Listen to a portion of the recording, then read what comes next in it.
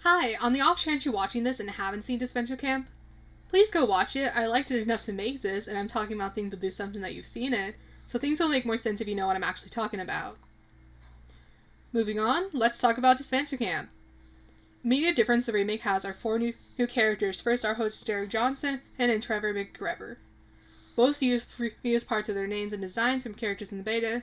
Jared Johnson for Derek, and Officer McGregor for Trevor, but are their own distinct characters beyond that and bring a charming sort of angel-devil dynamic to their roles as the host. The other two new characters are Drew on Teal Team and Alec on Purple.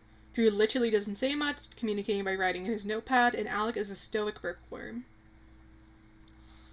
The first episode also has Gabby starting on Purple Team and Fiore on Teal until they're both kicked to the other team before the first official challenge.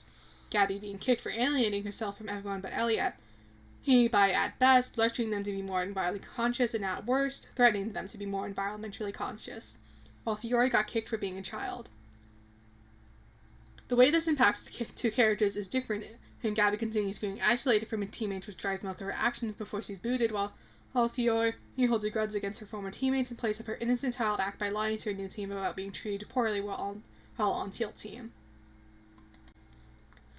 The first boot of the season is Will in episode 2. The purpose of his elimination is to establish Fiore's capability as an antagonist after she loses her cool while he's slowing them down in the challenge, and then wastes more time trying to argue with her and to get her to explain the sudden flippant characters she had. She ensures Will's elimination by not grabbing a flag for him on the way down and telling her version of events first, so he'll still seem to be hysterical from fear when trying to explain what actually happened. They didn't actually change Will's elimination much beyond switching who's telling their version of events first, and having the conflict be brought up right after it happened instead of presumably hours later. Will also gets a bit more time to exist and interact with other characters before he's booted due to the remake having more downtime for the characters to just breathe.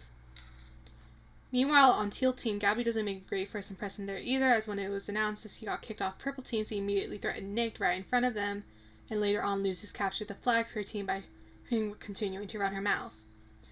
First boot of Teal Team is actually Drew in episode 3, through Gret framing him as being close to uncovering Tom's secret, and Gret making sure Gabby knows that it was her manipulation that saved her. I don't have much to say about Drew as a character. Like Will, his elimination established Gret's capabilities, but I feel it wasn't needed as much for her as her first line in the season in a confessional has her implying she poisoned the other contestants in a beauty pageant. She wasted no time trying to manipulate Gabby in episode 1, and forming a secret alliance with Tom in episode 2. Drew's gimmick is just, instead of speaking, he writes things down, but it's still endearing during his time on the show, as that's a memorable character trait, and he's generally friendly. The points of interest to me for his character, though, are being friendly to Gabby, but giving an immediate thumbs up when Tom pins her as who they're going to vote out, and in the finale being on Team Ellie when it's the final 3, and then Team Fiore when it's down to the final 2. Like, what the fuck was that about? Hello? In episode 4, on Purple Team, Lil sees Fiore writing by the campfire at night and tells her to go to bed. In return, Fiore throws Nick and Ashley's stuff on the fire and blames it on her. Alec and Ellie refrain from interfering as the alliance fighting means they aren't being targeted, which was Fiore's goal. Ashley wants to believe Lil, but still views Fiore as a normal 6-year-old girl, while Nick buys into Fiore's lie completely and drops Lil. Later, while voting, Nick remarks that it's concerning that Lil works with kids. At Alec's request, the new Purple Team alliance of Fiore, Alec, and Ellie vote out Nick, making him the fourth voted out. Again, don't have much to say about Nick's character beyond having mad respect for Beta Nick for being into Lil. When she's 21 years older than him, always gotta respect a MILF lover. Fiore specifically framing Lil by destroying stuff in the campfire feels a bit contrived and doesn't really match the more psychological tactics he usually employs, but I can excuse it as it's not the fire itself that matters, just that there's a conflict that allows the alliance to be blindsided and conquered. Episode 5 is a double elimination with someone from the winning team being allowed to eliminate the second person, sending the last 2 members of the alliance home. Lil and Ashley enact a plan to steal Fiore's journal and find out what she's hiding. After reading it and confirming their suspicions, Lil suggests telling Alec and Ellie, but Ashley doubts if they'll believe, as they haven't been close with them in the past. They try to out Fiore, but it doesn't go as planned, as Alec already knew, and Ellie chooses to side with Fiore and Alec over them, as Ashley and Lil were only now reaching out to her because they had no one else to reach out to. Lil is voted out, and Gabby, as the representative of the winning team, and at Ellie's request, eliminates Ashley. The duo questions Ellie's decision and depart, hugging each other to reaffirm their friendship before the episode ends. I really like Ashley and Lil. They got a strong friendship, consistently look out for one another, and are very communicative. Lil is a nurturing, determined Girl Scout troop leader. The only problem I have with her character that's mostly ignorable, less of a problem with the show itself, and more so just real life connotations, which is how she talks about Fiore, as the abnormal behavior Fiore displays prior to her true nature being revealed in real life for someone Fiore's age are symptoms of disability and or trauma. And being someone who thinks is supposed to be handling kids, it reflects poorly on her that she approaches the issue more like she's handling a teenager. Again, it's not an actual problem with the show because of cartoon logic, Fiore acting closer to a kid that's 10 or 11 than an actual 6-year-old, and her being one of the main antagonists for the season. It's just a detail that feels off when you zoom out and consider the real world implications. Anyway, more positively, as someone from the South, I love Ashley's things, just mainly being that she's Southern. She's a very sweet and positive character, and I'm glad they gave her a more satisfying elimination than just getting tranquilized and voted out for that. She's definitely the character I'm most looking forward to seeing more of in All Stars. I'm going by elimination order right now, so I'm skipping over her episode 6 and going straight into episode 7. Rhett and Ellie weren't actually eliminated in episode 6, they've just swapped teams. Dan is excited because Ellie joining means they got an easy vote if they lose. Somehow missing Gabby's excited reaction to Ellie joining. He thanks Gabby for not trying to vote him out last episode, and she tells him it's not a big deal because he won't vote for her again. During the second part of the challenge, Fiore directs a blindfolded Gret to go backwards, causing him to hit Dan in the face and break his glasses, resulting in Teal Team being able to solve all of the puzzle and causing Purple Team to win the challenge. When discussing who to vote out, Dan and Miriam unintentionally step on Gabby's toes by trying to convince her to vote out Ellie, which she vocally objects to, and leaves after they insist it's the only option. During the ceremony, Gabby uses the immunity totems he found while helping Dan find his glasses in episode 2 to save Ellie, resulting in Dan being eliminated instead. Not much to say about Normal Man Dan. It was funny as hell that he was the only one who had a pleasant call home in episode 5, and of the cast, he seems to be among the ones that have a stronger moral compass, ditching the guys' alliance after Tom convinced him to vote for Gabby and then betrayed them by voting out Drew, and then trying to make up with Gabby after doing so. It's kind of sad that Tom made no effort to apologize for lying about Drew, and that Dan didn't to be proper friend with Gabby, but I hope he's still living his normal good life off screen. Episode 8. After the merge happens, Toxic Found Family comes up with a plan to disrupt the girls' gaze and Miriam's under the correct assumption that Ellie hasn't told them how Fiore really is, and they tell Gret to be non-confrontational. Alec apologizes to Ellie and learns that her and Gabby still aren't close to anyone but each other. The two confessionals that follow contain Ellie saying she still doesn't fully trust Alec, but she trusts him more than she trusts her other teammates. And Alec saying he'd be comfortable going forward with Ellie and Gabby as allies, but doubts Fiore and Gret would feel the same. Fiore lies to Miriam and her boys about overhearing Gabby and Ellie trying to talk to Alex about voting one of them out, and for the challenge comes up with a strategy of purposely answering wrong to avoid drawing ire. During the challenge, Jake seems to have forgotten he took a life from Gabby first, tried to vote out at episode 3, and was the only vote for her in the previous episode, and calls her crazy, insisting he's never done anything wrong to her when she targets him back. Ellie tells Jake and Gabby to stop taking the challenge so personally, and notices that something is up with Toxic Found Family.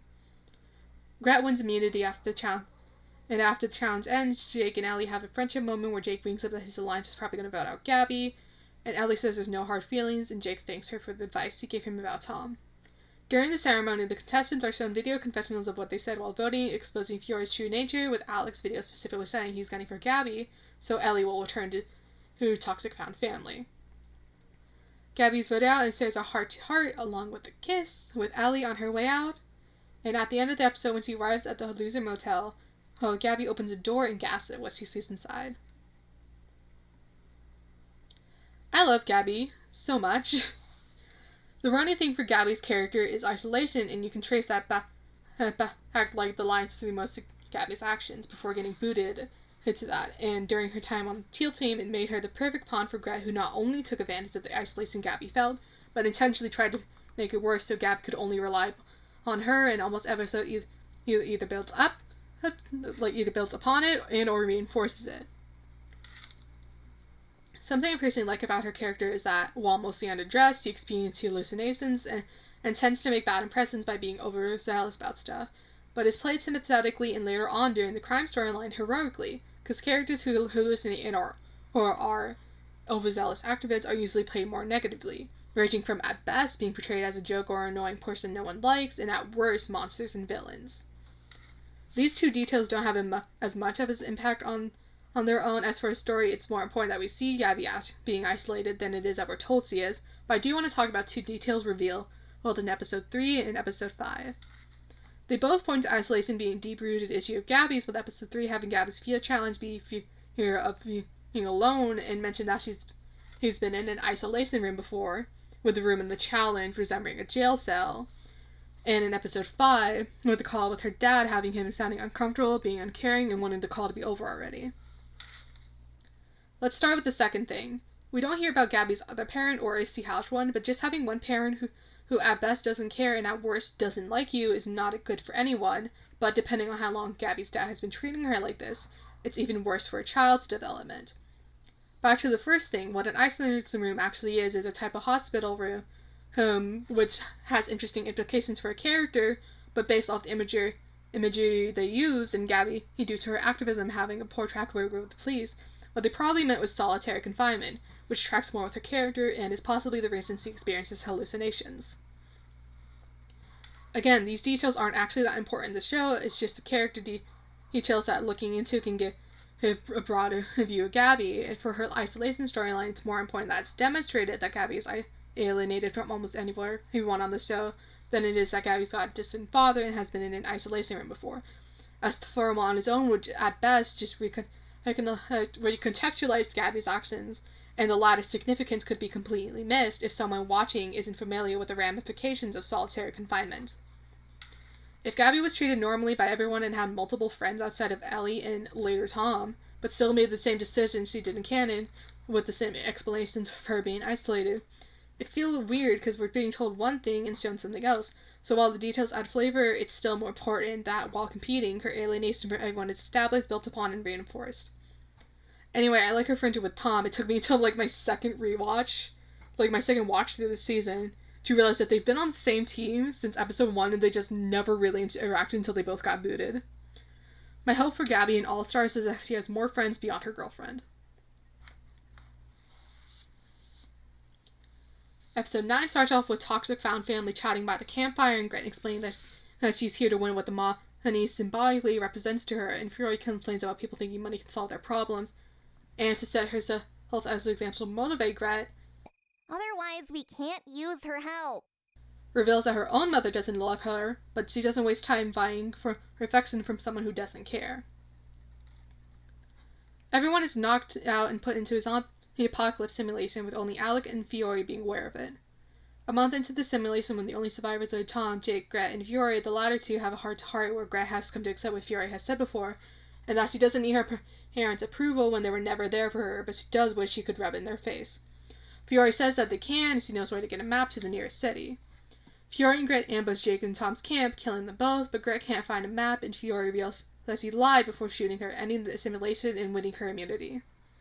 Gret is voted out, but takes it in stride, flipping everyone off on her way out.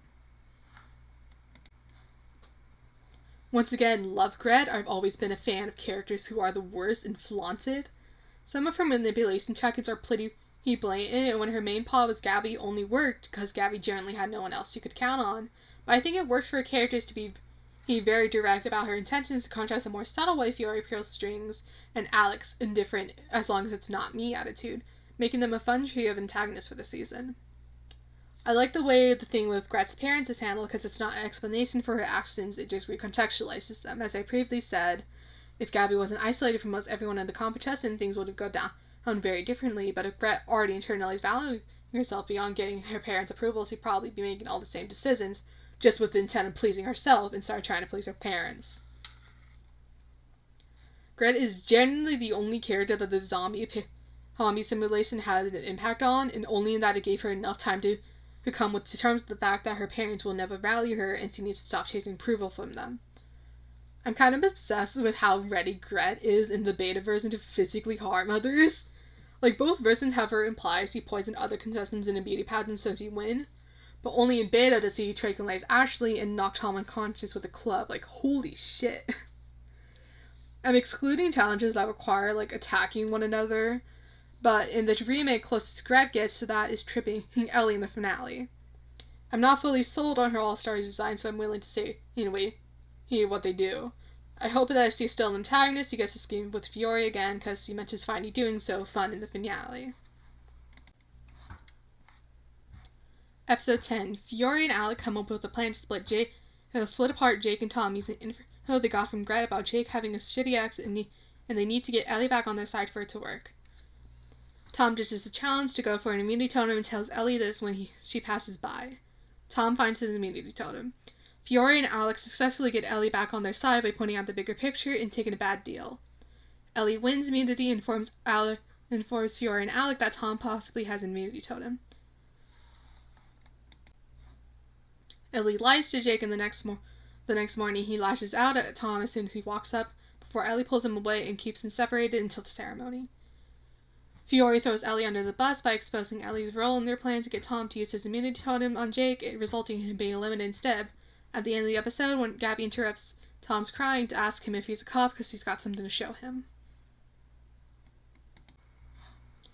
We're continuing on to episode 11 because I need to be able to talk about both of them at the same time.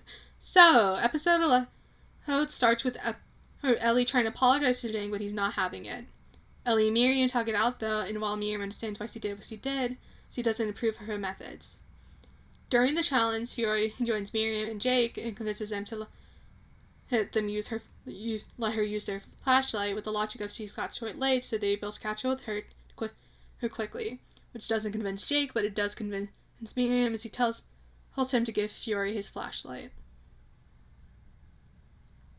Fiore tricks Jake into walking off a cliff and tries to run away, but fails, and Miriam takes the flashlight back. Jake falls onto Ellie, and she offers to traverse the cave together, but before they can start arguing, a scorpion appears, and Ellie saves Jake from it and leads the way further into the cave. Jake tells Ellie off for betraying him right before they find the exit, at which point he switches tunes and says maybe he'll forgive her if she lets him win immunity. At which point Ellie gives up trying to fix things and tells him to eat shit and die. Neither of them win immunity as Alec rests his by stealing it for himself. Jake is voted out and has a sweet moment with Miriam before he leaves, promising to see each other after the show ends. There's so much to unpack about the Jake-Tom relationship, but before I attempt to untangle that mess, I'm going to talk about them as individual characters so I can say some nice things.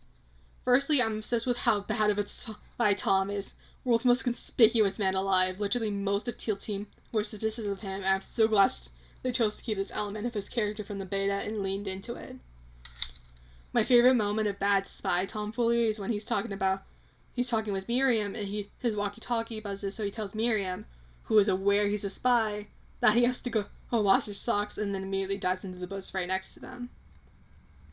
I also love the friendship he forms with Gabby after they're both eliminated because shared character elements they have, and Tom improving and Gabby threatening a receptionist for his info. What a duo. If they got to be buddies early on, they would have dominated the competition, or at least avoided a good chunk of complications they experienced. Alas, for the sake of the story and their respective character storylines, 'twasn't meant to be.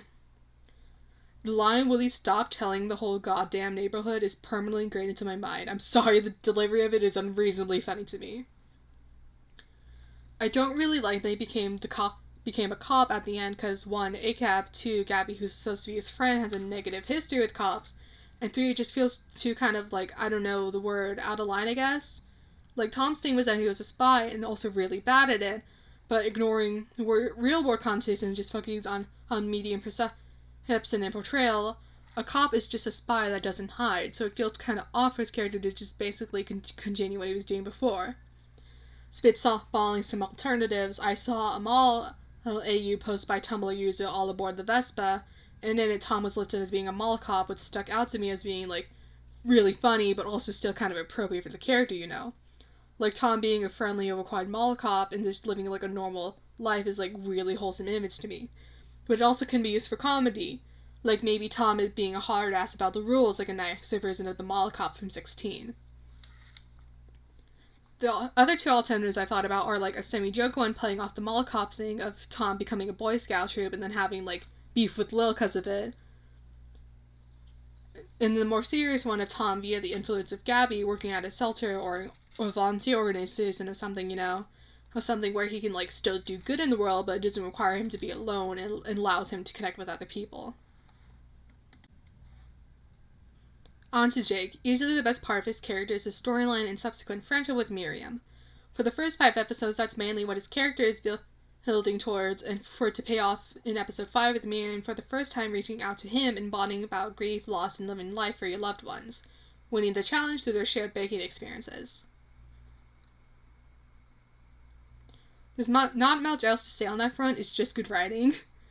Skirting around the full Jake-Tom storyline, the way episode 8 played out does make him look kind of stupid in a semi-related way, because of the lessons he's learning from the first conflict, and Ellie's advice to be, talk to people and consider their perspective, but then the trio completely fails to do either. Like, there's literally a moment in the episode where after the challenge, he's talking to Ellie about voting, and instead of taking the opportunity to, like, ask her, like, hey, why the hell are you and Gabby trying to vote for me and my alliance? He just tells her that they're probably going to bat out Gabby, and then Ellie tells him there's no hard feelings. Like, what? It is funny, though, that during the challenge, he targeted Gabby and got upset when he targeted him back. Literally, like, that one fucking tweet, Hi, Futurology here. I have my hair in a ponytail for emphasis. I was gonna, like, talk about, like, fully go over and comb through, like, all the little things that culminate in how the Jake-Tom conflict ends up feeling really bad. But it just went on for like too long, and also was just kind of like depressing and didn't really match like what I was going for like this whole thing. So I'm cutting that part out of the video.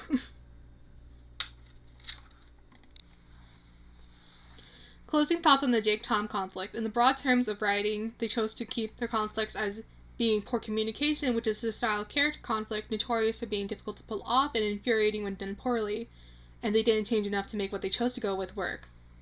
I have faith that the Jake-Tom relationship will be better written in All-Stars because I like the characters outside of the relationship storyline, and literally like every other relationship, platonic or romantic, is well written. Not saying they're healthy, just, by the way, just well written.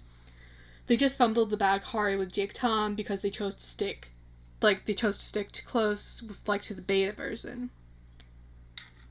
And, like, they didn't, like, just, like, apply a Band-Aid solution to the problems it had.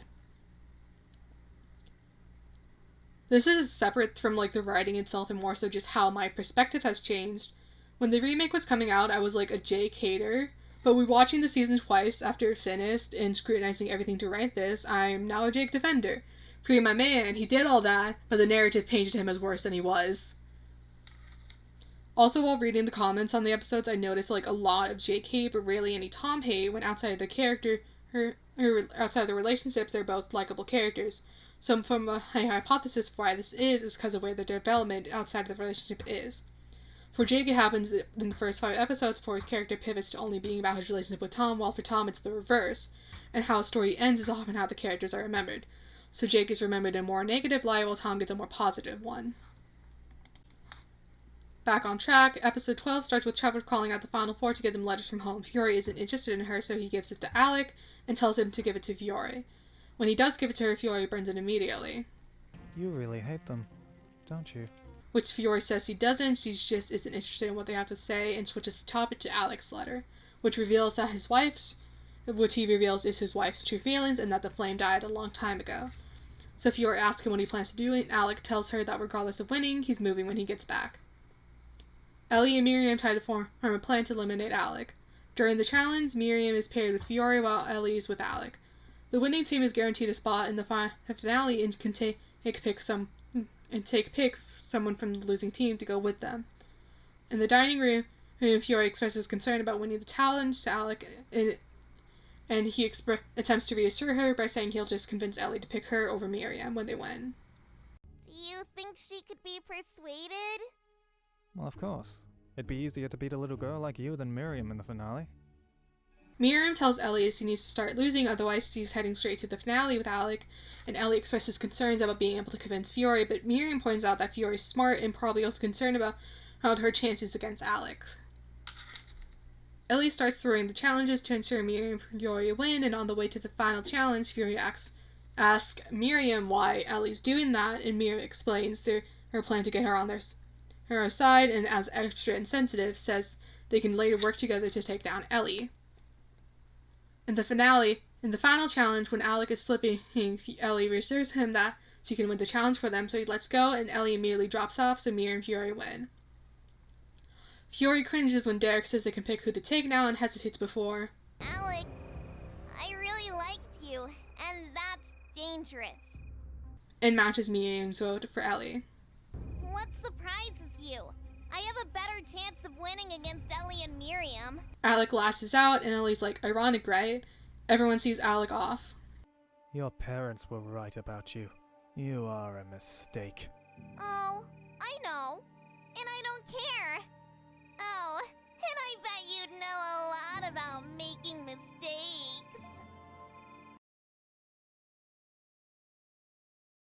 Let's go, divorce lovers! I don't have much to say about Alex as the character himself, because aside from his stoicism, his main thing is having a father-daughter dynamic with Fiore, but I do think it was funny as hell that he chose to vote out Nick because he finds him annoying. It's also fun that he's not, like, actively malicious, you know? He helps Fiore strategize to get further along with the game, but he's genuinely apologetic to Ellie about betraying her in a similar vote of not having many allies during the competition. Except he also doesn't really care about that. Yeah, that sucks that Ellie, doesn't like me, I don't have any allies. But thankfully, I still have my friend, an actually evil 6-year-old child. Back to the episode, he no longer has an evil 6-year-old child as his friend. And I think the build-up to Fiore betraying Alec in the episode itself is weak, plus a lack of focus on Alec, but it still works because all that's been established about Fiore in previous episodes, it just doesn't feel like a satisfying betrayal. A moment I thought was cute in the episode was Fiore saying, well, I hate to say I told you so, and then not saying it. He's a strong addition to the cast and does a lot to make Fiore both more likable and more believable as a character. Also, fun fact, when I was watching the beta for the first time, I knew going in that, Drew was added in the remake, but I spent the first episode feeling like something was off, and then literally at, right at the start of episode 2, I realized it was because Alec didn't exist at all. I had no idea Alec was added in the remake until, I watched the beta.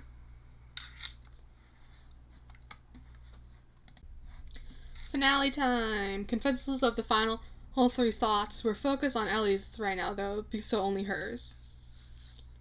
Ellie is happy about being paired against a 6-year-old girl and a 72-year-old woman, saying it was quite the first few days, but after swapping teams, everything got more and more chaotic, and she thinks she'll be remembered as a backstabber. Ellie's supporters are Gabby, Drew, and Alec. For the challenge, Ellie chooses Gabby as her helper, and Ellie's the first to dive and get her key, but she gets tripped by Gret and has to dive back into the water to get it, while Gabby threatens Gret to not do something like that to Ellie again. Later on, getting their shovels, Gabby tells Ellie that Gret was sabotaging her, and they have some mutual confusion, and after running past Miriam and Tom, who are being misled by Gret, and after it's announced Fiore crossed the finish line and confirming the right direction, Ellie, Gabby, Miriam, and Tom start racing into the finish line to secure their place as part of the final 2. Miriam takes a heart attack, and when Ellie rushes to her side to try and help, she takes Ellie's shovel and throws it farther back and crosses the finish line herself, making Fiore and Miriam the final 2. In the confessional, Ellie is upset that she came so far and did all the things she did, only to lose the chance of fixing her life because of something like that. They did Ellie so good in the remake in terms of, writing and characterization, obviously not as, in having good things happen to her. So, similar to her girlfriend, Ellie doesn't have anyone she can consistently rely on during the competition, but her main motivation for doing the more unscrupulous things she does is that she needs to cause financial issues, which is a strong character motivation and brings a sort of progression to her character as he drags herself further and further down for the possibility of no longer having to work 2 jobs, struggling to make rent, dealing with constant unpaid bills, and instead having the time and money to pursue her dreams. A small detail I like is that the only character to learn of her financial issues is Miriam, who's here because of her retirement money running low. It fixes the problem she had in the beta where he felt more callous because of her just betraying Jake after joining Fiore and Gret's alliance, and when they convinced her to join the basis for not being close to anyone, and then later, her after getting back on good terms with Jake, betraying him again by taking Fiore to the finale over him. And, like, she does still do shitty things, but, like, now there's a proper reason behind it, and her not being close to anyone is a proper part of her character instead of just being something hated by people trying to manipulate her.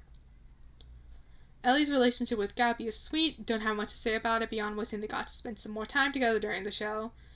While I do like how Ellie lost in the finale, I don't like that there wasn't a proper conclusion for her character, and I know she's coming back for All Stars, but like what I mean is that there isn't an end to her story for this season. Gabby just gives her a real quick sorry after Miriam crosses the finish line, and Ellie has a confessional showing how upset she is, and near the end of the group shot, the cast, we see her and Gabby off to the side. A small focus scene where Gabby comforts her and gives her a hug or something would have been enough, but nothing like that happens, it just ends after the confessional.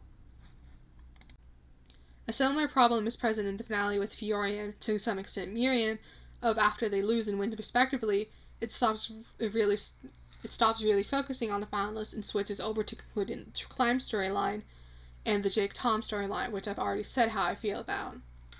Minor character detail of Ellie's, though, that I will always be thinking about is her receiving a letter from her dad who says he's proud of her. There's a lot of questions that raises. It's like, has he seen the show, or is all he knows just how far she's gotten? Does Ellie still live with him, and if not, why? There's not really anything about Ellie's character that points in a specific direction for anything about her dad other than her being excited she got a letter from him, which would imply that they're on good terms.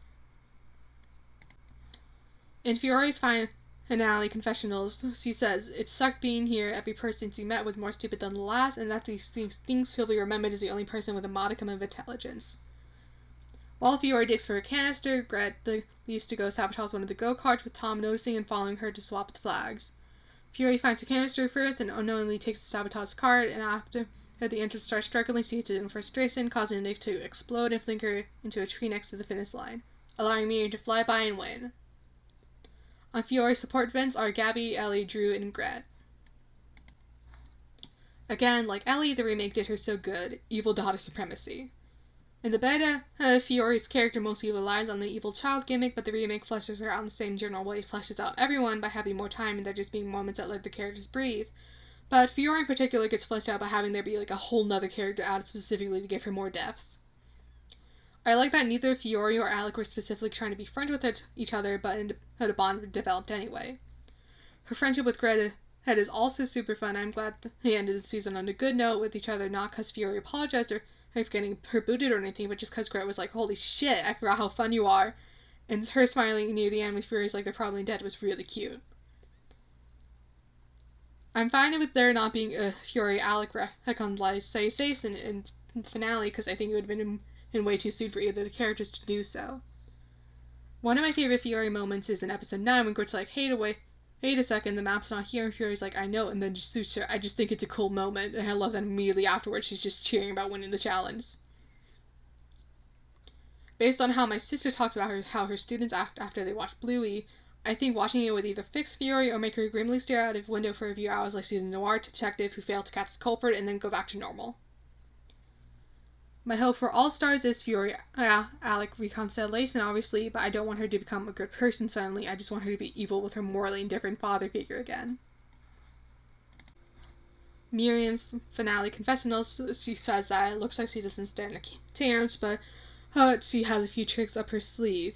Her view of her experience on the show was that it was better than expected, as she expected to be an early boot, but ended up meeting a few worthwhile people instead, and thinks that despite her best efforts, she'll be remembered as a grumpy old lady.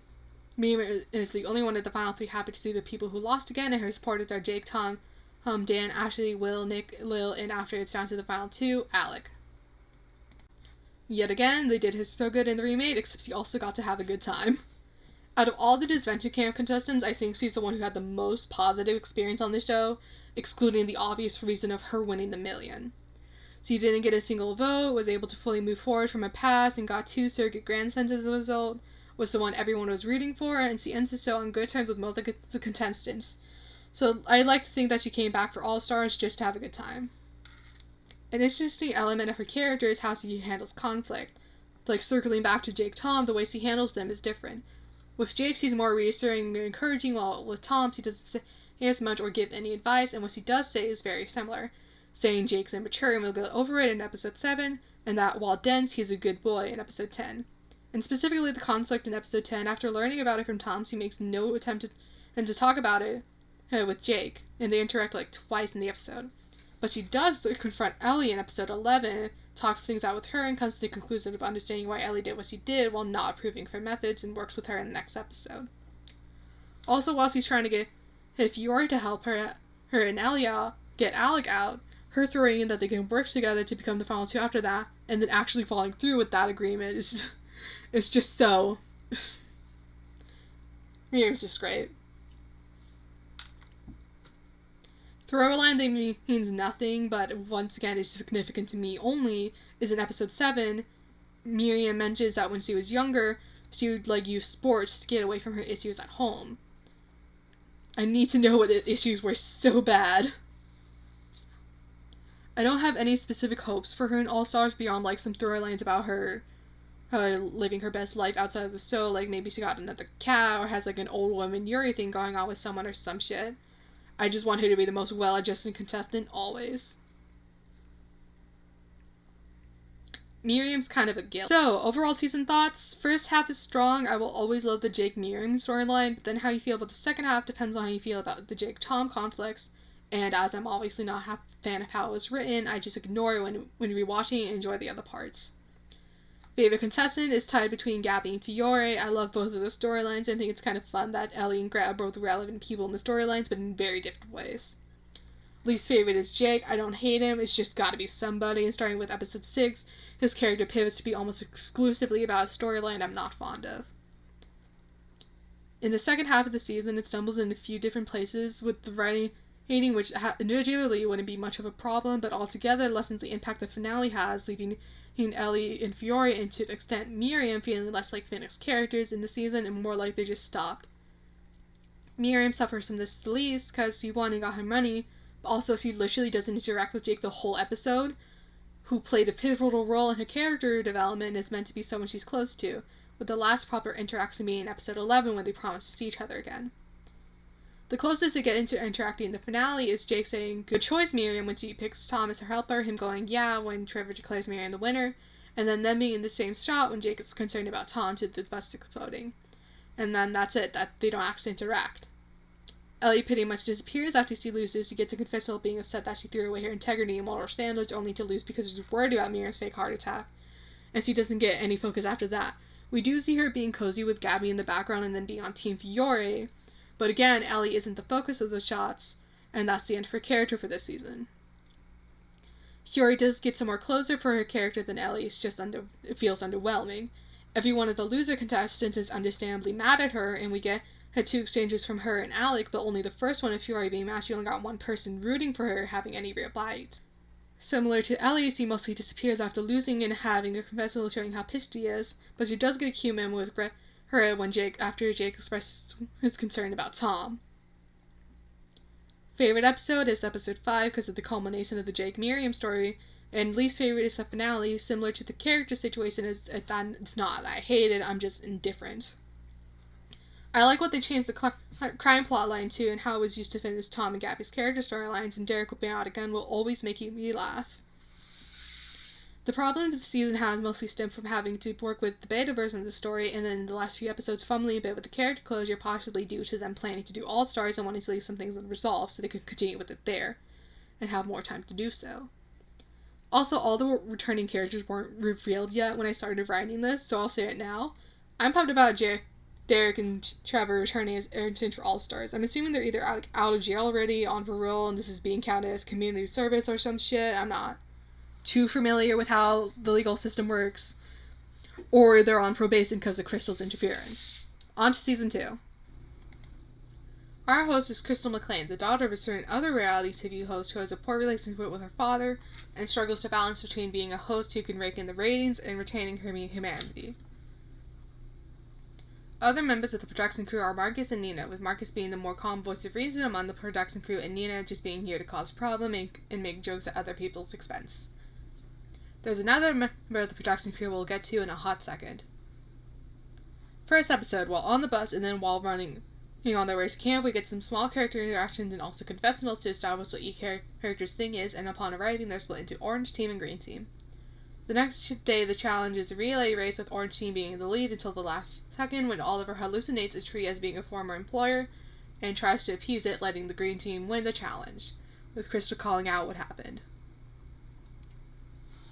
Oliver is voted out, but after giving a speech about how much his life fucking sucks, Crystal hires him as an intern. Oliver doesn't actually get much of a spotlight in the episode until he's eliminated.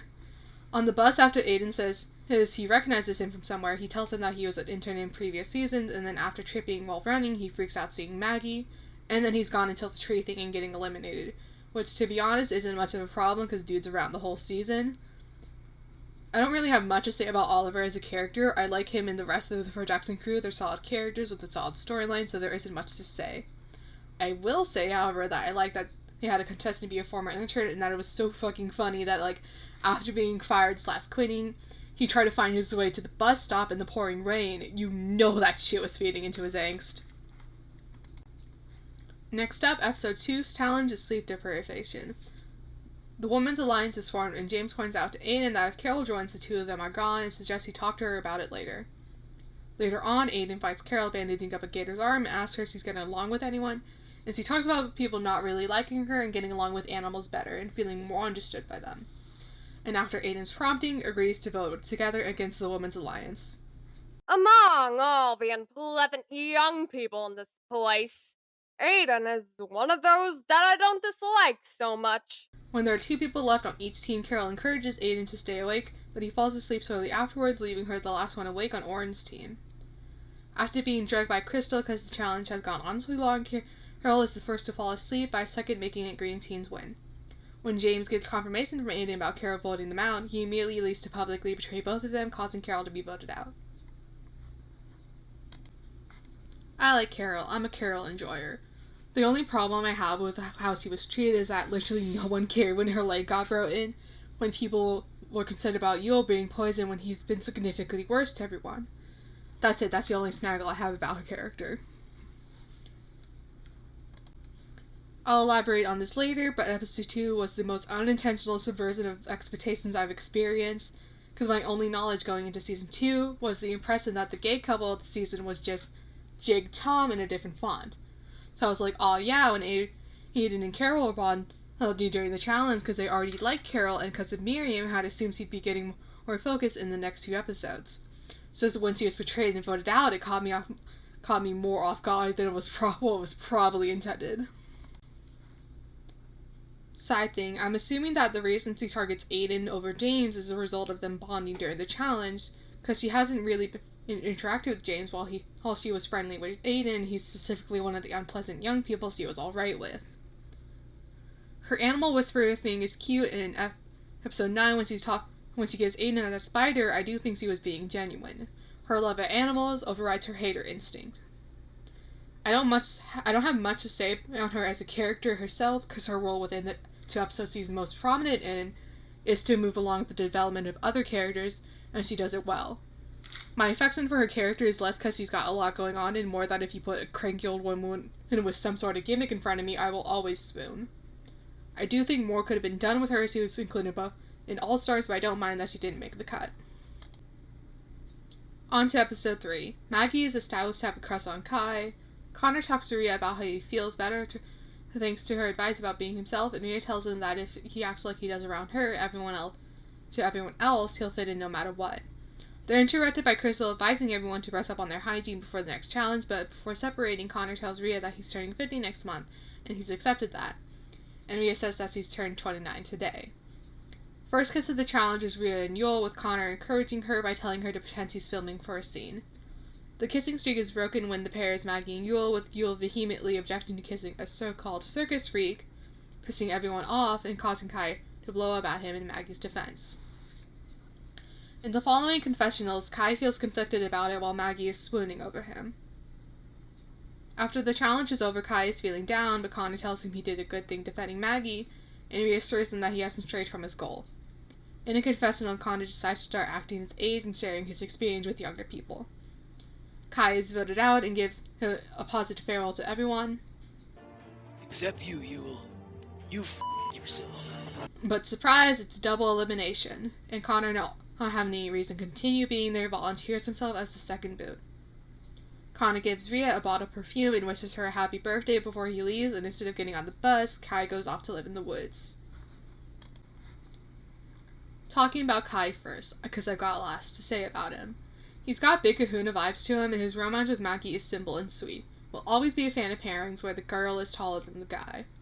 He's a pretty simple character. He's got beef with Yule. He lives in the woods with his girlfriend for a while to deepen their connection with nature, and gives some advice from the universe to Oliver in episode 6. Kai doesn't need to be a super deep character, so he isn't.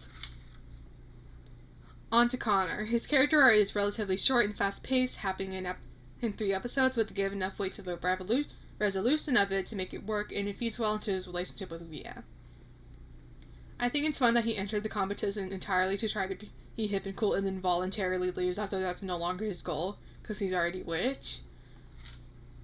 I think you might be meant to read him volunteering after Yule says the next eliminated is obvious as him doing so because he thinks Yule's going to target Rhea, as there's a pause between that and him volunteering, but maybe I'm reading too much into it. I'll go more into the stuff with him in the finale when I talk about Rhea, but right now I will say it's so funny that I had no idea what happened in the last few episodes because he was doing other stuff. Firstly, reels, and secondly, I'm surprised no other contestant missed anything in either seasons. When his design was revealed for All Stars, I saw a few people in the tag being rightfully confused about him coming back and being like, who could have guessed that? And the answer is me, for the disappointing reason of I like Rhea Connor and I want them to make up and or make out more on screen. Deepest apologies. Anyway, Rhea Connor All-Star Sweep. Episode 4. Before Truth or Drown starts, Rhea uses her advantage to swap Yule and Rosa Maria, and in 2 of the following confessionals, Rose is a bit upset about switching teams but knows Lake and Maggie will be fine without her, and Maggie is saddened by Kai's absence and hopes to see him again soon. During the challenge, Yule makes a racist remark about Rosa drawing Lake in Maggie's ire, and later Maggie controls Lake when it's revealed she wears a wig. When revealing secrets to force the contestants to continue playing, Crystal reveals that Maggie has sent 5 boys to the hospital. Green team wins, and at the ceremony, due to James and Yule's plan, the vote ends in a tie to be settled by rock, paper, scissors. Yule wins, telling Maggie to go back to the circus. Lake tells him to shut up, and he pokes fun of her for being bald, causing Maggie to give him a nice shiner as a parting gift. Lake consoles Maggie, who thanks her for being her friend, and they hug. At the bus stop, Kai invites Maggie to live with him in the woods, and she accepts. Again, simple and sweet character, don't have much to say on Maggie. Fun detail is that Maggie and Nina have the same voice actor, and they're both gingers and pink. Do wish we got some more moments with her and her girls, and she got to share equal concern with Rosa about Lake, and I don't think he really did enough to make her being isolated from others because of her size a full part of a character, because it reads more as her just being a shrinking violent with a size-related insecurity than her size being enough of a problem for her that she's sent people to the hospital because of it. How she actually is still works, but you can definitely notice what they meant to be going for. I do like Maggie though, and she probably has my favorite design out of the girls in this season. Episode 5. Yule sees Lake and Aiden being friends and comes up with a plan to poison Aiden until he'll be forced to leave the competition, targeting him over Lake, assuming she'll be less of a problem to deal with in the competition. James agrees, but in a confessional as he thinks poisoning someone is too much. Crystal announces that an immunity totem has been hidden, and while searching for it, Yule finds a mushroom to use in his plan. Challenge as Queen says, and the final command is for Lake to take off her wig, with Yule telling her to do it already, while her friends reassure her that she doesn't have to. Green team wins. Yule attempts to enact his plan by being the distraction, trusting James to do the poisoning. At the ceremony, Yule vomits, realizes what happened, and yells at James for fucking up the plan, as James spins a tale about how Yule eating a mushroom he found in the woods and must be hallucinating right now because he has no idea what plan Yule's talking about. Yule is eliminated with 3 votes and evacuated for medical reasons. In a confessional, James says that poisoning someone is too much, unless that someone is you. He lived, he served, he got fucking poisoned, it's Yule. As I said when I was talking about Carol, there's legitimately more concern shown to Yule during the ceremony when he gets poisoned than the non-reaction to Carol's leg, which, to be honest, is kind of funny. I like Yule's voice, it's giving gay Pinocchio.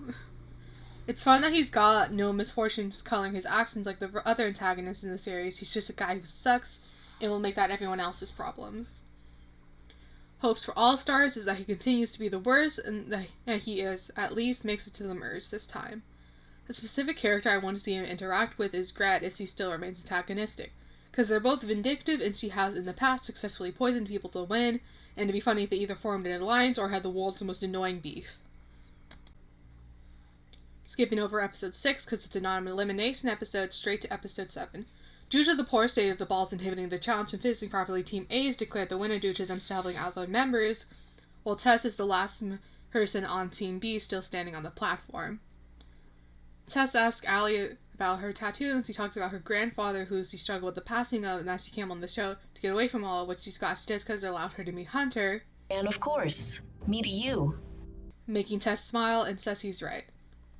After the challenge is over, Tess hears the other contestants plan to vote off either her or Allie at the ceremony. When rejoining her friends, instead of telling them what she overheard, she thanks them for not giving up on her and staying by her side, saying meeting 2 of them was the best thing to ever happen to her, with Hunter and Allie affirming to her that the feeling's mutual and spent the hours leading up to the ceremony having fun together. Tess is eliminated, Allie and Hunter walk her out, promising to see each other again and when it's over and hug her before she goes. So, general problem with the Polykill's overall writing is that their main thing is the love triangle, so their character things outside of it don't get as much focus, but when it does, it doesn't miss.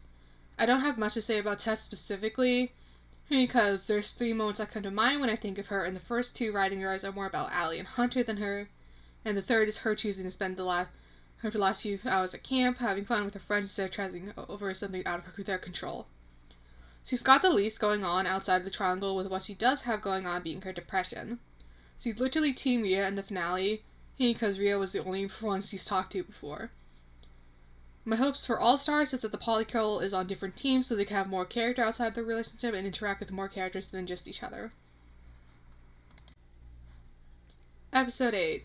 Rosa reveals to Lake and Rhea that she was the one who found the immunity totem in episode 5, and they should tell her either of them feels endangered so she can use it to save them. Lake is happy while Rhea has mixed feelings. After it's announced, the Night Butcher has claimed the first 2 victims, and Rhea, Rosa, and Lake go looking for the other who's finding Hunter in the bathroom warning Allie, and he separates from them to go confront Nina. They go to the cabin to use James' second phone to try and call for help, only to learn that the network's down and are cornered by the Night Butcher. Rhea forces Lake and Rosa out the window, yelling at them to run before becoming another victim. Rosa and Lake try to use the thrust to escape, but upon failing, Rosa confronts the Night Butcher to allow Lake to escape. Lake is taken out on one of the boats. Everyone wakes up in the projection tent the next morning, where the Night Butcher is declared the winner of the challenge and revealed to be Carol, who, after being told by Nina, shares her immunity with Hunter and Allie. Allie and Hunter decide to vote for Lake and try to flip Rhea's vote to their side.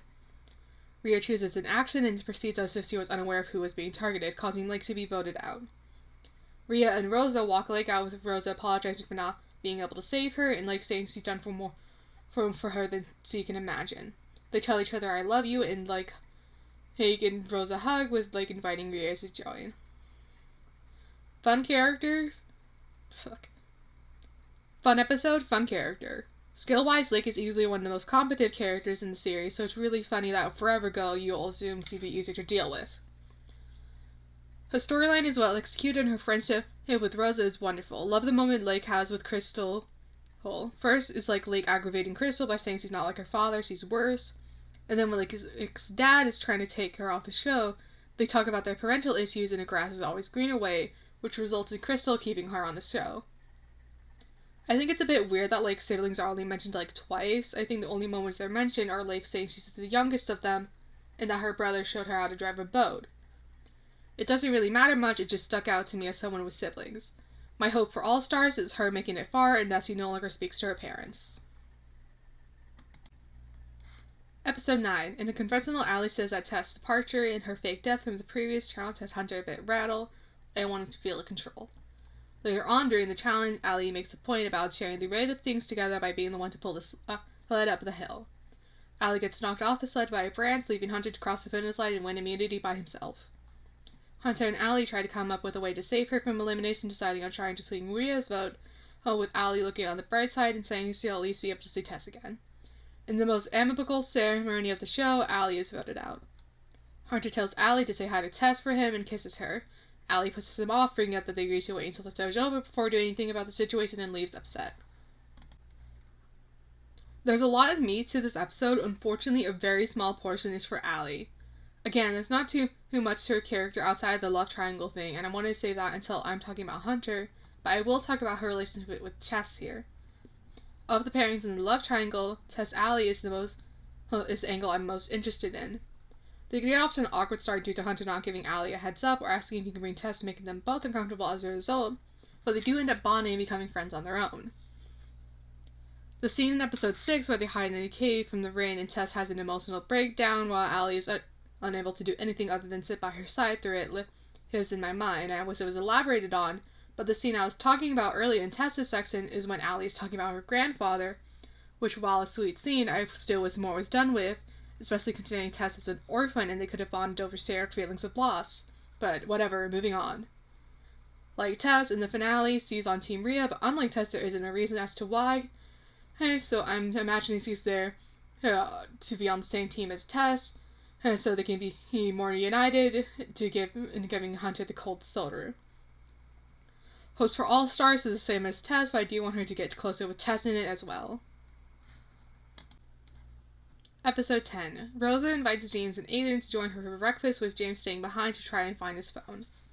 During breakfast, Rosa approaches a morose Hunter and offers to lend an ear if he needs to talk about what's stressing him out, but he declines and leaves. Later on, Aiden and Rosa talk about what she do with the money she wins, and she invites Aiden to visit after the show's over.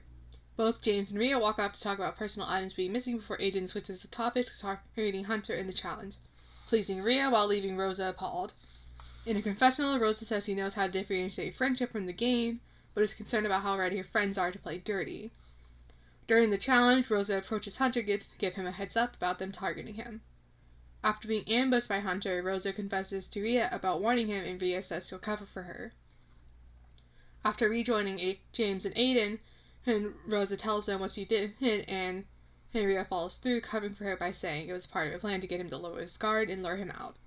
While waiting for him to come out, Rosa thanks Rhea, who says it's not a big deal, it's just a game. The Alliance successfully ambushes Hunter, but he manages to get away. After a montage of them failing to find him, Crystal announces that there's 15 minutes left of the challenge, and whoever has the most balloons left will win. Rosa realizes this means her or Aiden, and James is just waiting for time to run out and letting Aiden win, to Rosa's confusion, until he pops one of her balloons for letting Hunter get away, and pops the other one, accusing her of stealing his phone. Before the Alliance can start infighting, Hunter shows up and pops one of Aiden's balloons. Rhea tells Rosa to empty her bag to find darts, and out comes tumbling James' phone and Rhea's perfume, making all the Alliance freeze, allowing Hunter to pop the rest of their balloons and win immunity. Both Aiden and James are mad, while Rhea says he's confused, leaving Rosa with no allies. Later on, Hunter approaches Rosa to say he believes her and to apologize for brushing her off in the morning, and takes her up on her offer, and after talking it out, Hunter thanks her, but realizes it might have been inappropriate to ask her for advice concerning the situation Rosa's in, with Rosa saying he doesn't have to worry about it, and at the ceremony, Rosa attempts to use her immunity totem, but realizes it's gone. She's voted out and gives a parting speech about how she's leaving with a clear conscience, and Rhea walks her out. At the bus stop, Rhea reveals she framed Rosa and took her totem, believing it's okay because it's a competition, while Rosa disagrees, saying she's disappointed in her, and that she may win the million, but she'll be alone again. I love Rosa Maria so much, it's unreal. She's just such a good character and hits that sweet spot of being a positive person no one dislikes, while still feeling sincere as a character, and James giving her part of the million is well deserved. Rosa just so consistently reaches out to people tough out of luck and works to remain as kind as he is, which makes how she's eliminated all the more painful. Like, it's really well executed, but holy shit, it hits you right in the guts. I would have liked to see her again in All-Stars, but I understand she would have been too powerful, and also probably could have fixed Fiore, so I'm glad she got her happy ending in this season. As I said, I love her before, I love her relationship with Lake. As a 19-year-old myself, it is kind of weird that she tries to mother her when she's only 3 years older, but it's whatever. Rosa worrying about how being on a different team when Lake was still upset with her is a small moment that helps her feel more real, and love how much Rosa looks out for her. She literally confronted what she thought was an actual serial killer just to make sure Lake could get away. Her relationship with Rhea is also so fucking good, my god. Rosa helping her out in the finale while making it clear that she hasn't forgiven her and that she's helping her out to remain a good person her daughter can take after is so good. Rosa deserves the world.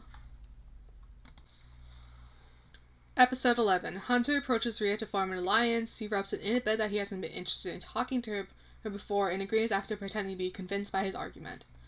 After Crystal reveals that the finale will have a final 3, Rhea discards her original plan and trips Hunter to ensure she'll get the advantages in the next challenge. In a confessional, Hunter is confused about how competitive Rhea is. When Rhea is breaking up James and Aiden, Hunter tells him to calm down and is immediately told by Rhea to shut up. After the challenge is over, in a confessional, Hunter is concerned about not winning immunity, and he says he'll have to do something. Hunter approaches James, they talk about the fight, and Hunter gives him the same advice Rosa gave him. At the ceremony, Rhea uses the immunity totems he stole from Rosa, with Hunter pointing this out, to avoid the votes against her leaving her as the only valid one, causing Hunter to be eliminated. Marcus isn't back yet, so Hunter spends the night in the production tent. I can talk about the love triangle now.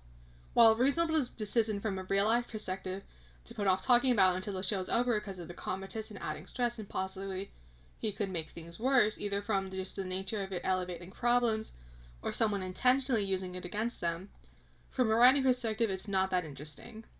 Tess and Allie have both been in love with him implicitly since episode 3, but the progression for it is just all of them being aware of the situation and doing anything about it, being putting on a hold until at the end of episode 9, Hunter kisses Allie, feeling bad about it in episode 10 until he talks to Rosa, and then them reconciling in the finale. The only change in dynamics is like Tess and Allie becoming friends, the Hunter-Allie kiss, and then Hunter discarding the idea that relationships need to be conventional. They could have just been a polykill from the get-go and have Hunter unlearning mononormativity as a carry more weight as a conflict if the relationship was already established, but Hunter was still stressed about societal norms. Anyway, mostly moving away from the love triangle, like Tess and Allie, I do like the stuff we get about Hunter outside of it. That scene where he talks about his mom's depression and how important one of her friends was to her during the worst of it, Tess is literally one of my favorite scenes in this season. And I do like how it recontextualizes him persisting and trying to be Tess's friend, because without that context it comes kind of weird. But with it, it's like, yeah.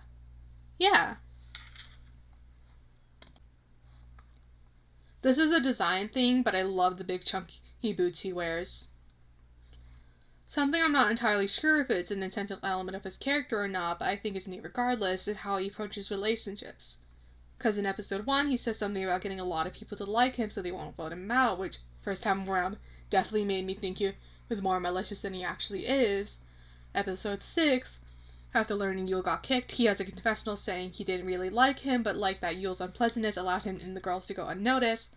And then in episode 11, having a confessional saying he needs something to do something so he won't get eliminated, and then immediately afterwards, the scene where he talks to James about the predicament with Aiden happens. My hopes for All-Stars are the same as Tess and Allie. Please let them be developed outside the love triangle. I'm not even going to attempt to summarize the finale. The way I did it for season 1 was already kind of clunky, and here it's 2 parts and filled with a moment for every character, some more than others, but still. When it comes to stories, my jam is when it's mainly about the characters and their relationships with each other, and this finale was so fucking good with that regard, oh my god. I was going to ramble about moments I liked in the finale, but there's just too many. Go watch the finale yourself, or rewatch it if you haven't seen it in a while. So I will talk about a particular contrast I liked, which was like in episode 12 when Crystal and the production crew are having like a heart to heart, like, oh, like, I love being here with you guys are my real family. And then in the dining room, we got our finalists, our 3 finalists, which probably the lowest mental state of their life, or at least that year. Like, that contrast is just so fucking funny to me. I literally, like, had to, like, pause it when I was, like, watching it for the first time, because, like, the contrast just made me, like, almost choke on my spit from, like, laughing. Okay, time to talk about the finalists. First up is Aiden. Him and James have, like, a similar problem to the polycule of their main character thing being their relationship with each other and not having too much focus on the characters outside of it. But it's a less of a problem here due to their relationship developing more consistently throughout the season, and also them still interacting and having a relationship with other characters. I will always dunk on Aiden for hating horror movies for the most boring reason possible. I like the way his naivety is written, how the story reinforces it as part of his character while allowing him to be conscious of it. Like, a specific moment that stuck out to me is when Yule approaches him with the proposition of voting out James that ceremony in exchange for Aiden's vote in the next one. And Adel's confession afterwards, talking about how he knows Yule's trying to manipulate him, but agreed, assuming that Yule be voted out just to mess with James, and then at the ceremony being dejected, realizing he's he misinterpreted what Yule's plan was, and the reason this moment stuck out to me was because of the way it captures the thought process of someone gullible. Don't got much else to say. Hey, I was going to talk about, like, trans stuff and what could possibly unintentionally be extrapolated about Aiden's life outside of the show because of him having both top and bottom surgery. But to be honest, it was kind of boring and, again, probably unintentional. So I will say that I like that Aiden's got bottom surgery. Usually when I see trans mask characters, they either don't have surgery or if they do, it's just top surgery. So it's neat that he's got both. Circling back to forever ago when I was talking about Carol, episode 9 is what I was referring to when I said her role is to move along the development of other characters, which, funnily enough, for 2 of them is the same thing of playing dirty. In episode 9, in a confessional after the first time James tries to warn him about Carol, Aiden thinks he's just upset about Carol turning and might be trying to manipulate him into voting her out again. And later, when James asks if he thinks he's lying, Aiden admits he does, prompting him to apologize and provide proof of what he's talking about. And while thankful he knows the truth now, Aiden is upset about believing someone who was lying over someone who was telling the truth. Him sabotaging Carol with the spider and then not caring that he's unintentionally responsible for her leg being broken is definitely like a fucked up thing, and he's super critical for calling her insane for thinking harming an arachnid is worse than harming a person when he literally ran into her first and again sabotaged her, resulting in her broken leg. Like, yeah, literally no one cared about Carol's broken leg, but dude, take a moment to check yourself. You've harmed both an arachnid and a person. By your own definition, you're worse. To my own surprise, when I was watching the season for the first time, I do like Jaden, but the one element about their relationship that I don't like is that sort of milestones in relationships are related to, like, physical danger. Like, they started getting on better terms because James literally poisoned someone instead of poisoning Aiden, and in episode 9, James praises Aiden for an act of sabotage that resulted in elimination due to injury, and then in the finale, they make up and make out moments after Aiden was prevented from falling to his death. First 2 things is like, why are you okay with physically harming people, and why does no one except for the people injured have a problem with that? And then the cliff thing I'm more willing to let slide, even though I personally think he'd be more reasonable for the person who just had a panic attack and almost fell to his death recovered a bit from that to emotional reconciliation because of really cool / romantic or whatever, and for the sake of pacing. I actually didn't want him to come back for All Stars because I just don't think there's much else you can do with him. While the reserve judgment until the season is fully out, so my hopes for All Stars is similar to Polycule, of putting him and James on different teams, or if they're on the same team, making them the beta couple to whoever the main couple of the season is. On to Rhea. I love the build-up to Rhea establishing herself as an antagonist. I love it so much that I was watching it for the first time after finishing episode 11. I stopped watching for a few hours so I could digest the writing and slapstick a quick analysis on it where I missed some things because, you know, it was my first time watching. So, like, again, a storyline about isolation from others resulting in less than positive actions. That's 3 characters in the series with the same starting point, but they do a good job making them all distinct from each other and how they react to their situation. Rhea comes onto the show eager to mingle and desperate for this to be her big break, and after finding a friend in Connor, he's immediately eliminated from the games. He's left alone again with the knowledge that the next time Green Team loses, she's gone. This isn't, like, actually relevant, but when Crystal's giving her closing speech at the end of that episode, she says, will Rhea recover from the elimination of her only friend? And then Rhea fucking somberly walks past her, like, right after. Oh my god. The first proper action in her development to how she is later on is when she uses the Vantress card to swap Yule and Rosa Maria. Strategically, it would have been better for her to swap Hunter to the other team, as he's the glue holding the alliance together, and the girls probably would have agreed to boot Yule if they lost, but Rhea isn't thinking about strategy at the point. She wants Yule gone and someone to be her friend because no one on her team has been receptive to her attempts at friendship, so she kills 2 birds with 1 stone. Again, detail that doesn't really matter, but is funny as hell to me, is that when the merge happens, Rhea's excited to get to know everybody, and Crystal's like, that's great! Today's challenge is to survive! The seed of unease is planted when Rhea looks with Rosa for the immunity totem, who finds it but doesn't tell Rhea until after her Lakes joins their alliance. It's a small thing that normally wouldn't matter, but Rhea's been insecure about her standing since day 1, so how she takes it isn't Rosa just didn't have a good opportunity to tell me before about it. It's Rosa doesn't trust me and or will choose Lake over me, causing her to view Lake as a threat to her friendship with Rosa and, in the bigger picture, her place in the game. It's not enough to fully post her into being an antagonist, but it does result in her doing nothing when she learns that Lake is being targeted.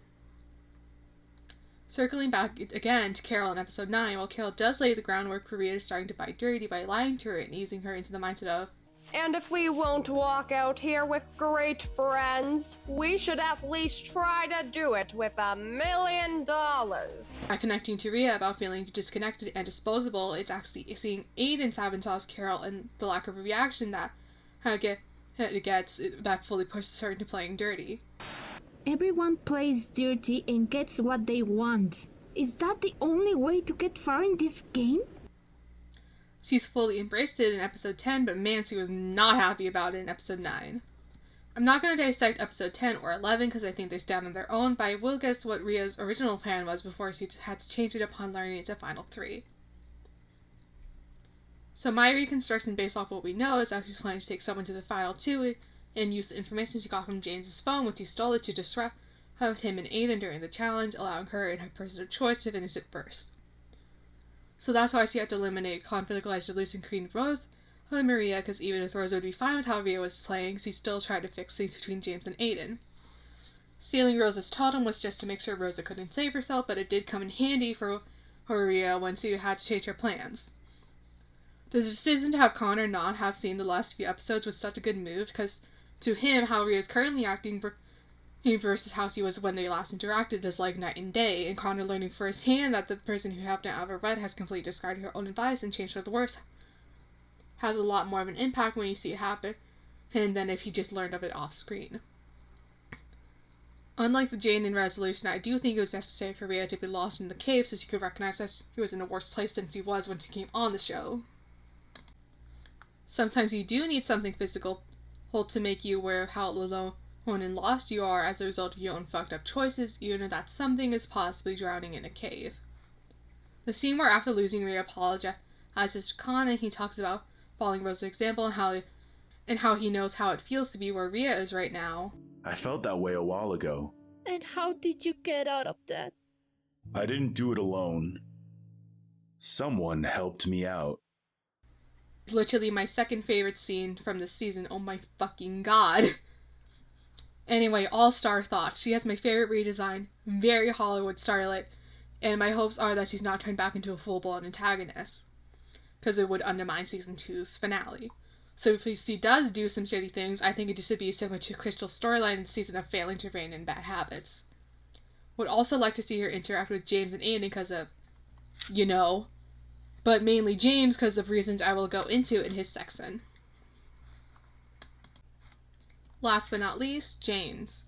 Not saying anything new, I think his plan in episode 2 was kind of stupid, and could have made sense after his character decision if them him having just finished a sleep deprivation challenge and him presumably coming up with the plan during it was a factor in it, but I can excuse it as a contrivance to get the ball rolling and more about the impact it has than the action itself. James's alliance with Yule, while short, was fun while it lasted, and I like in the finale that Yule says the only reason he's not Team James is just because James literally poisoned him. Also liked his interactions with Rosa in the finale, like her talking about how she's not comfortable enough with her parents to trust them to look after her daughter, and reflecting a bit about how it probably being why she can't stand to see someone in trouble, with James in turn telling her she's a good person and doing some reflection of his own, later talking to her about how he used to be invisible and doing anything to stay in the spotlight.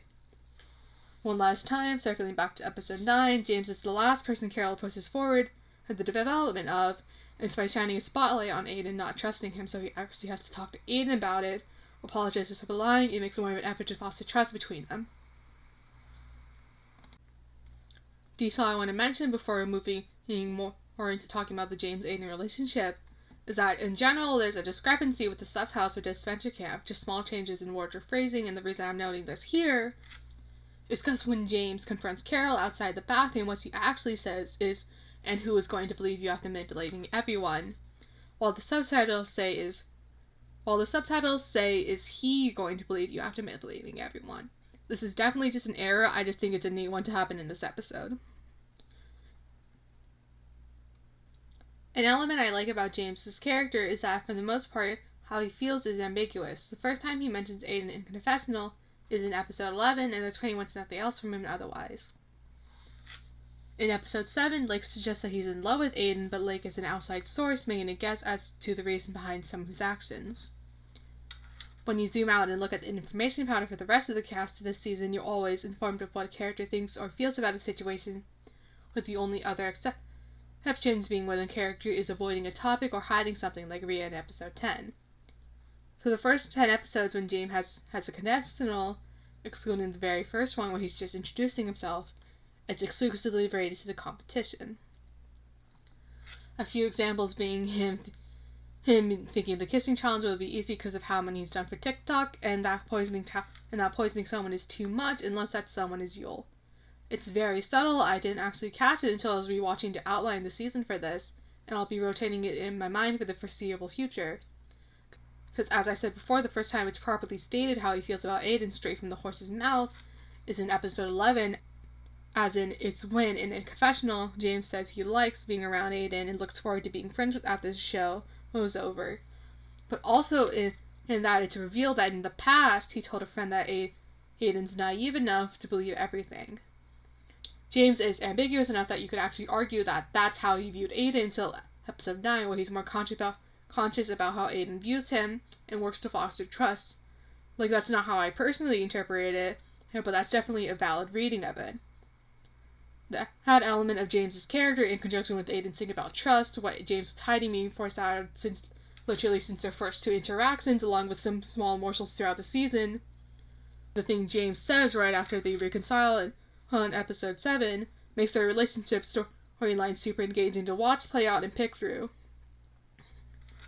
Like, yeah, this is definitely not everyone's thing, but I love interpersonal conflict of both volatile and extremely trashy varieties, and picking through stuff to see how it works, so it's exactly my speed.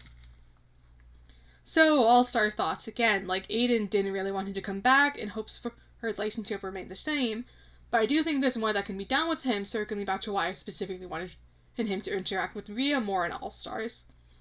Because before the show, he went through a similar thing of becoming a worse person to remain in the spotlight, which doesn't get much focus in the season.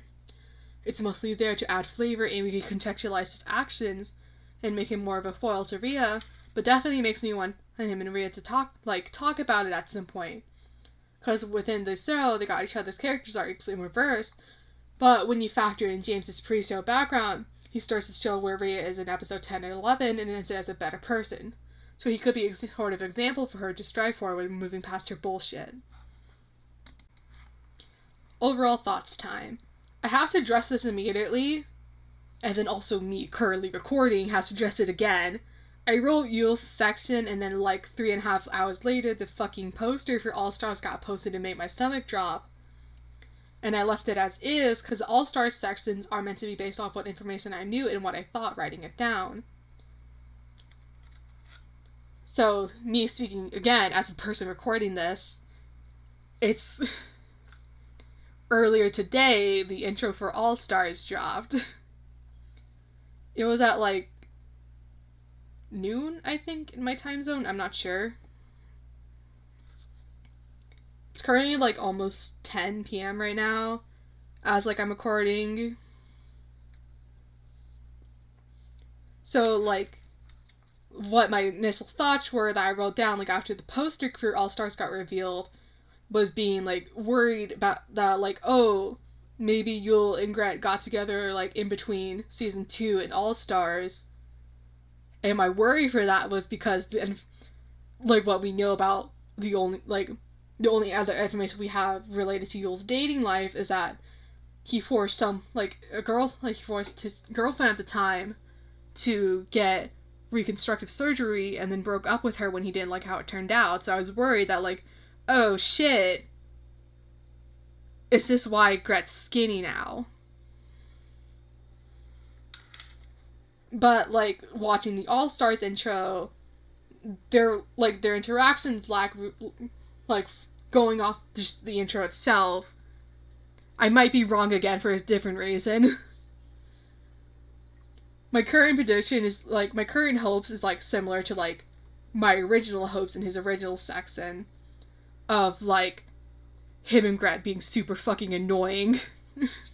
like having an alliance and like being close and just being like the worst together to everyone else. Back to like what I have actually written down now. Other All-Stars thing I've got a different thought for is Allie. I want her to interact with Jake purely because they both got a thing in their respective seasons about having a recently deceased grandparent. Moving on, I think Crystal is gay entirely because of the bunny suit thing. I know from the Pride post that this isn't true, but it's real to me. I noticed this while like rewatching and writing shit down, but damn, they talk so much in this season. While I was writing down what happens in every episode to like use as like a reference, I used the phrase, in the following confessionals at least once for 8 of the episodes, with most of them happening like at least like twice. Like, yeah, gotta give us information somehow, but holy shit. Anyway, overall, I very much enjoy how this season handles interpersonal conflicts. It's like the inverse of season 1, as this season starts off a bit wobbly, but ends very strongly. Genuinely love the finale so much. Favorite contestant is tied between Rhea and Rosa for different reasons I've already stated. Least favorite is Hunter, again just due to sheer indifference and someone having to be at the bottom. Favorite episode is tied between episode 11 and 13 because I love climaxes, culminations, and conclusions of things. It leans more towards the finale though because the 3 times I've watched it has consistently made me tear up at various points, and I love the amount of closure it gives to its cast. Say what you will about rough edges or understated characters, I will forgive occasional fumbling for an ending that feels whole. Least favorite episode is episode 1, again because someone has to be in last place, and still has a bit of the season 1 beta's problems of moving at a breakneck pace so the characters don't get enough room to just breathe.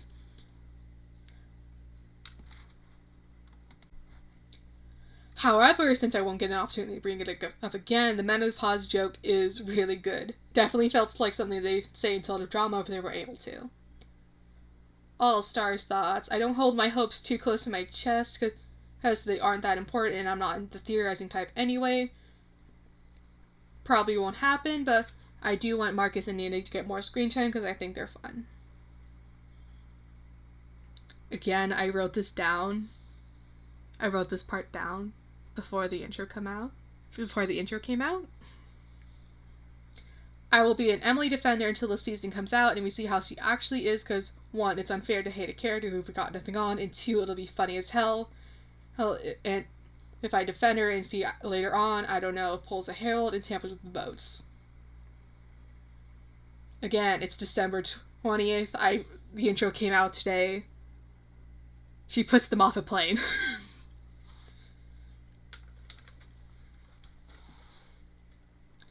Closing thoughts. I think after all that, it's pretty clear that my favorite season is season 2. Again, overall, the season 1 remake has more polished writing, and solid storylines, but how the season concludes is underwhelming and barely about its final 3, while season 2 has more wonky writing at times, but it's very sincere in how it handles the cast and concludes with all but 2 characters being given a satisfying end for this season, and I just vibe with the latter type of stories more.